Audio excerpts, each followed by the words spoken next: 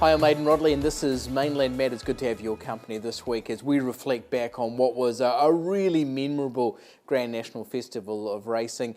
Personally, thanks to all who made time for me with my trackside duties, especially those morning shoots that we had at Riccarton, and to all those who came along to, especially that final day, Grand National Day.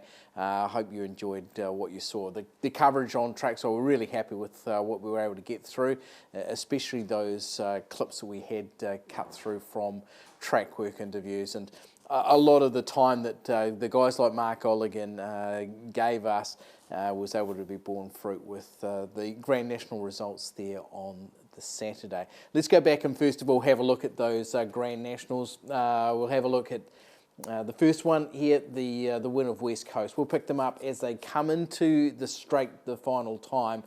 And at this point, it was no real good thing. He was carrying 72 kilograms. He'd been urged along a couple of times by Sean Fannin. He had a really bad jump with just on a lap to go. Comes to the final fence, side by side. You can see Prince Turbo and Carnaby both going pretty good races. But here is where we see Sean Fannin get the upper hand with West Coast, and he is able to race away for, in the end, what was a pretty comfortable win. It never looked comfortable throughout running, but what a record now that Mark Olligan has in this race, his 8th Grand National win, and it was a particularly good performance as well from West Coast, especially under the big weight. Prince Turbo making his best run late into it. He just wasn't in contention at the key time, and Carnaby a very good performance to finish into third money. It was pretty special for all connections, including Mark Olligan. We spoke with him straight after the race. Mark, you've done it. You've done the double. Even under the big weight, he was so brave. Yeah, good effort today. Yeah, did things pretty right, and yeah, I think it suits him down here. Riccarton. It's hard to head old Kevin off. Yeah, but you've done it, and that's now 8 for you. Tell us, how special is it? How special a moment in your career is this one? Well, I've always had an affinity for jumping horses, and you know, maybe not so much now, but in the past, the National was sort of the key jumping race of New Zealand, and yeah, I'd always sort of keen on winning it, and managed to do it a few times. Yep. Okay, congratulations, mate. Thanks for the access this week. This is a special one, eh? Yeah, no, thanks, Aidan. Remarkable for Mark Olligan. We spoke about his 8 wins in the race, and of course 4 pairs, DC7, upper cut, counter punch, and now West Coast, all with back-to-back wins in a Grand National. And of course, Mark Olligan earlier in the day had made a Grand National hurdles win number 5. We picked him up approaching the third last fence, and at this point Happy Star had skipped away by 4. He was looking to defend his title. Of course, he'd given Kevin Myers his 5th win in a Grand National last year, but looming up on the outside under Portia Matthews, there's Bury the Cash. And of course, this took Mark Olligan to 5 wins in a Grand National hurdles as well. It goes up on the outside of Happy Star, who under his big weight still fought like a tiger, and even comes back and looked as though he might be able to hold Bury the Cash off, but it wasn't to be, with Portia being able to bring Bury the Cash away for, in the end, a pretty resounding success in the Grand National hurdles. Again, we spoke with connection. First of all, here's Mark Olligan. For you, it must be very satisfying. The lead-up run was first class, and you had him training on really well too. Yeah, well, we sort of had a bit of confidence going into the race, and you know, she gave him a great ride, rode him perfectly, and it all just panned out pretty good. Yeah, for this one, I know you've won some big races. You've obviously won the steeples on so many occasions. How does this one rate? Well, you know, having the jockey and the horse all sort of come through for the novice and end up like this, it's great. Okay, we'll just turn around to Portia. Portia, you've just won a Grand National. How does that feel?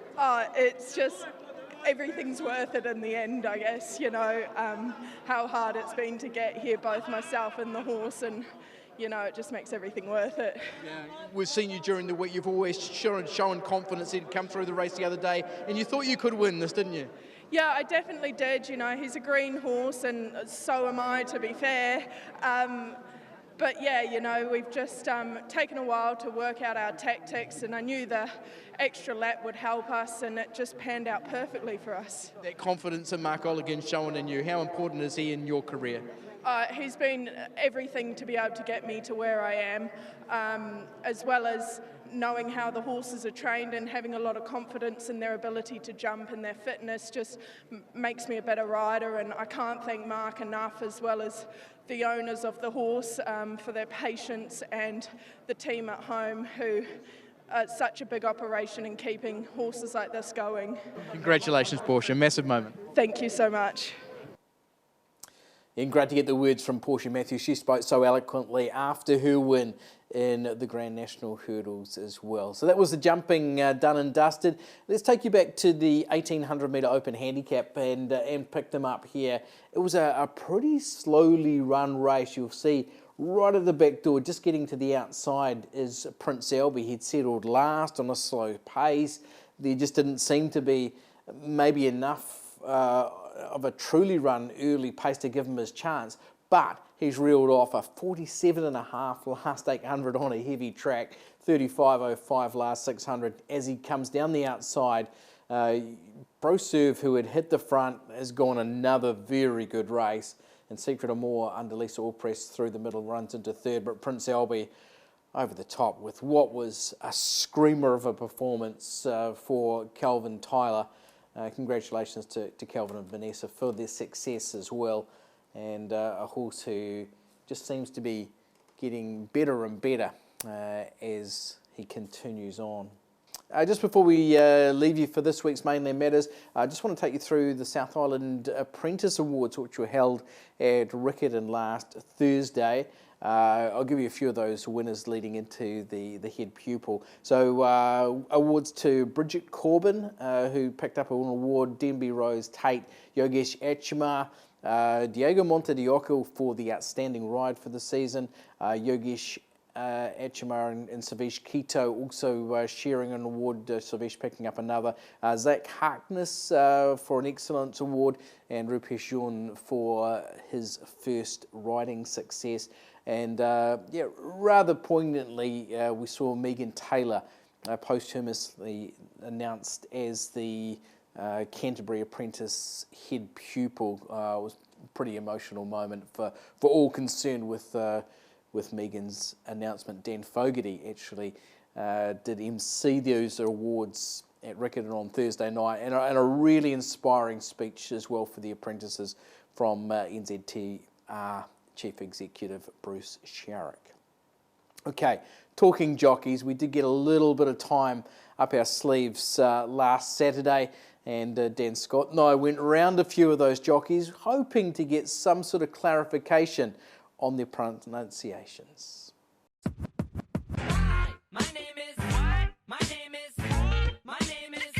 Hi, my name is Akshay Balu. Hello, I'm Rupesh Jun. Hi, my name is Tanya Juncker. Hi, my name is Gus Njugu, but people call me Gus. My name is Agustina Comignaghi. That's how you pronounce it. It's not August, it's Agustina. It's not a U after the A. So that's the way you'd say it. Comignaghi, it's Italian, so it's even harder for Argentinians to say it. Hi, I'm Yogesh Achama. Hello, my name is Diego Montedioca. Hello, my name is Corey Campbell /Scooter/Ruder. Hello, my name is Ken Qual. Hi, I'm Kylie Williams. People call me a lot of different names, so your choice. Yeah, a bit of a fun way to end this week's Mainland Matters. Catch that coverage of Ormadu on Friday. We'll wrap it all up again next week on Mainland.